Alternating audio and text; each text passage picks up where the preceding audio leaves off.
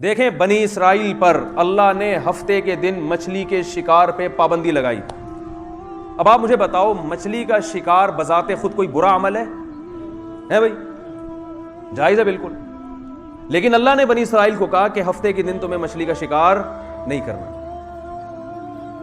چونکہ اللہ نے منع کر دیا, اب ساری دنیا تو کہے گی بھائی شکار چاہے ہفتے کے دن ہو, سیٹرڈے ہو, سنڈے ہو, فرائیڈے ہو, اس میں کوئی, کیونکہ کورونا وائرس تو پھیلا ہوا نہیں تھا اس وقت کہ بھائی ہفتے کے دن سارے جمع ہوں گے تو وائرس پھیل جائے گا, کوئی ایسا مسئلہ نہیں تھا. لیکن اللہ نے کہہ دیا کہ نہیں. اب جس کا ہدف آخرت ہے اسے پتا ہے کہ کامیاب کون کرے گا, جنت میں کون لے کے جائے گا, اللہ. تو میں نے اللہ کے حکم کو پورا کرنا ہے. اس وقت اللہ کا حکم یہ ہے کہ ہفتے کے دن شکار نہیں کرنا. قرآن میں ہے کہ جن لوگوں نے ہفتے کے دن شکار کیا, جعل منہم القردۃ والخنازیر, اللہ نے ان کو بندر اور خنزیر کی شکلوں میں تبدیل کر دیا. حالانکہ بظاہر یہ کچھ بھی نہیں ہے بھائی, ہفتے کے دن شکار ہو, اور شکار بھی کوئی سور کا تھوڑی کر رہے ہیں, مچھلی کا کر رہے ہیں جو بالکل حلال طیب ہے, پاکیزہ چیز ہے. لیکن وہ اپنے ہدف سے ہٹ گئے, کتنی بڑی سزا ملی ہے ان کو. فرماتے ہیں کہ قلنا لہم کونوا قردۃ خاسئین, ذلیل بندر اور سوروں کی شکل میں صبح سو کے اٹھے. اس سے پتہ چلتا ہے بھائی اچھائی کی ڈیفینیشن یہ ہے کہ جس کام کا اللہ نے حکم دے دیا, چاہے وہ ہمیں اچھا لگ رہا ہے یا نہیں لگ رہا, اللہ کے حکم دینے کے بعد اللہ کی نظر میں وہ کیا بن گیا؟ بولے نا بھائی, اچھا بن گیا. کیونکہ اب وہ آپ کو دیکھیں, اچھائی کہتے ہیں کہ جو ہر وہ چیز جو آپ کو آپ کے ویژن کے قریب لے کے جا رہی ہو, وہ کیا کہلائے گی؟ اچھائی. جب آپ کا ایک ہدف ہے, آپ سفر پہ جا رہے ہیں,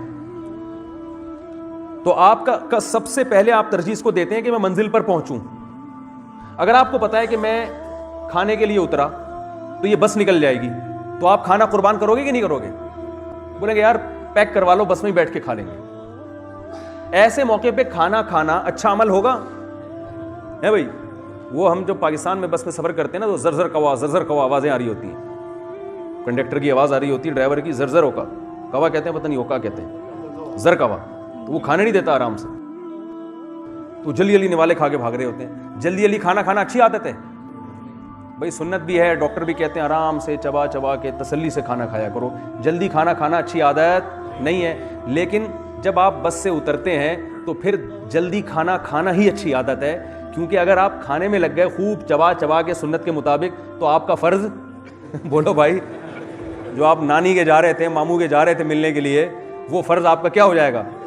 تو منزل پہ ہر وہ چیز جو منزل تک پہنچنے میں رکاوٹ بنے, چاہے وہ کتنی ہی اچھی ہو, لیکن اس رکاوٹ کی وجہ سے وہ بری بن جاتی ہے. اور ہر وہ چیز جو منزل تک پہنچنے میں معاون اور مددگار ہو, وہ دیکھنے میں کتنی ہی بری کیوں نہ ہو, لیکن وہ اچھی بن جاتی ہے. تو دنیا کے اس سفر میں ہماری منزل چونکہ جنت ہے, اللہ کی رضا ہے, کوئی چیز کتنی بری لگ رہی ہو, لیکن اگر اس میں اللہ کی رضا ہے تو وہ اچھی ہے. کوئی چیز کتنی ہی اچھی لگ رہی ہو, لیکن اگر اس میں اللہ کی ناراضی ہے تو وہ بری چیز ہے. یہ پہلے یہ کانسیپٹ آپ کو کلیئر کرنا پڑے گا کہ اللہ کا جو حکم ہے, اللہ اس کے رسول صلی اللہ علیہ وسلم کا جو حکم ہے, مسلمان کے پاس اچھائی اور برائی کو ڈیفائن کرنا بہت آسان ہے. جس کے پاس اسلام نہیں ہے, جس کے پاس اسلام نہیں ہے, اس کے لیے اللہ کی قسم قیامت تک اچھائی اور برائی کو ڈیفائن کرنا ممکن نہیں ہے. تو اب روزہ ہم رکھتے ہیں, بھوکا پیاسا رہتے ہیں نا افطار تک, بھوکا پیاسا رہنا اچھا عمل ہے. لیکن جیسے ہی سورج غروب ہوا, اب بالکل اس کے اپوزٹ عمل کرنا کیا ہو جائے گا؟ اچھا عمل ہے. اب آپ اگر یہ چاہ رہے ہو کہ میں مزید بھوکا رہوں اللہ کی خاطر, میں مزید پیاسا رہوں, تو یہ اچھا عمل کہلائے گا. عشاء کی 4 رکعتیں ہیں, 3 رکعتوں کے بعد سلام پھیر دیں گے, اچھا عمل ہوگا بھائی. اس لیے اچھا نہیں ہوگا کہ 2 سردے کھا گئے آپ ہیں بھائی, 1 رکوع کھا گئے. لیکن اگر کوئی یہ کرتا ہے کہ 4 رکعتوں کے بعد 5ویں بھی پڑھ لیتا ہے, وہ کہتا ہے آج میں 2 سردے زیادہ کروں گا, تو یہ اچھا عمل ہے یا برا عمل ہے؟ حالانکہ دیکھنے میں کتنا اچھا عمل ہے, وہ سردہ بھی کر رہا ہے, وہ فاتحہ بھی پڑھ رہا ہے, وہ تلاوت بھی کر رہا ہے, وہ رکوع بھی کر رہا ہے, سبحان ربی العظیم پڑھ رہا ہے, لیکن برا عمل ہے. جان کر کرے گا, پوری نماز دوبارہ پڑھنی پڑے گی. بھولے سے کرے گا تو پینلٹی لگے گی, سجدہ سہو کرنا پڑے گا.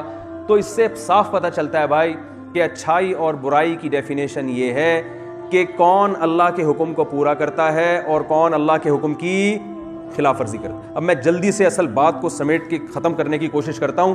تو دیکھیں, ایک تو اسلام نے ہمیں یہ بتایا کہ اپنا کانسیپٹ کلیئر کرو کہ تمہیں کیوں بنایا گیا.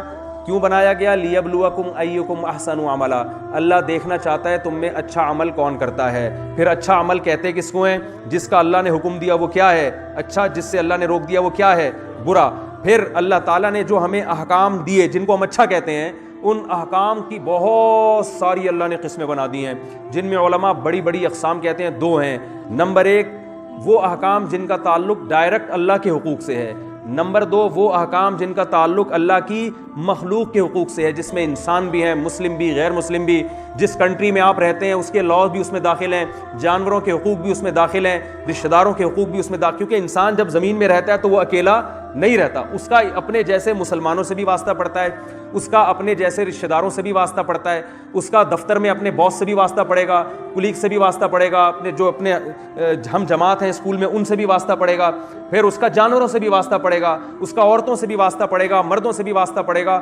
ہر کے بارے میں اللہ نے ہمیں پہلے سے حقوق بیان کر دیے, اور اتنے شاندار احکام بیان کر دیے اس بارے میں کہ اگر مسلمان اس کو فالو کرنا شروع کر دیں تو اللہ کی قسم یہ دنیا کیا بن جائے مسلمانوں کے لیے, بلکہ انسانوں کے لیے جنت بن جائے یہ دنیا. ان میں سب سے پہلا اللہ نے حکم دیا وَقَضَىٰ رَبُّكَ أَلَّا تَعْبُدُوا إِلَّا إِيَّاهُ, کہ اللہ کے ساتھ کسی اور کی عبادت نہیں ہو. یہ جو اللہ نے کہا نا میں نے اپنی عبادت یعنی غلامی کے لیے پیدا کیا, تو اس میں اللہ نے کہا کہ اپنی غلامی کے لیے جو میں نے پیدا کیا, تو اس میں صرف کا لفظ بھی ایڈ کر لو. نہیں آ رہی بات, یعنی اللہ کی غلامی کا مطلب صرف اللہ کی غلامی اور کسی کی نہیں. کسی اور کے حقوق اگر ادا کر رہے ہیں تو کس کی وجہ سے بھائی؟ اللہ کے کہنے سے ادا کریں.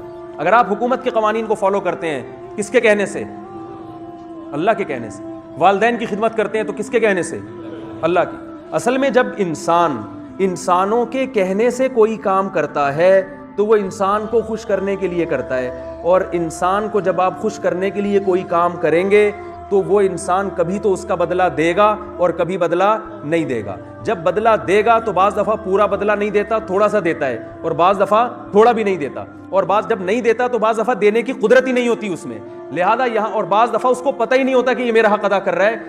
جہاں یہ مسئلہ آتا ہے تو وہاں انسان پھر انسانوں کے حقوق دبانا شروع کر دیتے ہیں. بہت مشکل ہے بھائی, بہت مشکل ہے. یہی تو ہو رہا ہے نا مارکیٹ میں.